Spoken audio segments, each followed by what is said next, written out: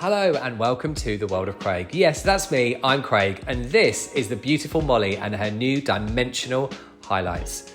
This video is all about how I root shadow, zone tone, root tap, whatever you want to call it, to create dimension and shine. With Molly being a natural level 7, she's a great canvas to work on.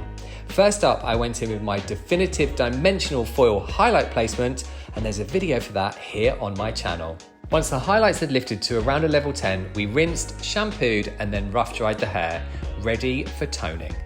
Now, my go-to name for this application technique is zone toning, and that's because I tone the hair in zones. Get it? Now, this is my deepest formula that I'll go in with at the root, and this is to blend all of those foil or stitch marks, if you like, to give us a very soft root with a bit of dimension.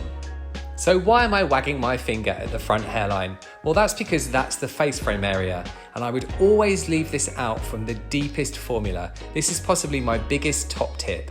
That bit gets toned last. It's worth mentioning here that regardless of what brand you're using, this application technique works well with any demi-permanent hair color. Moving on to our second formula. Now, with the root being formulated to sit at around a level 7, this sits at around a level 9. Now you can see here as I apply the product, I'm literally swiping over the top of what I applied on the root. This blends the two levels together and gives a seamless result. I find when using a liquid demi-permanent colour that applying all of the root formula first and then going back in with your second formula to the mid gives the roots a chance to get a little deeper, and this gives your result more dimension.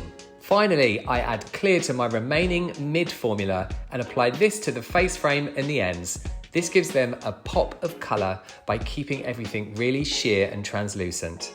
Okay, now it's time for more of Molly's result. Thank you so much for watching. If you've enjoyed this video, please give it a like, make sure you're subscribed and hit that bell notification. Goodness me, look at that hairline. I'll see you in the next one.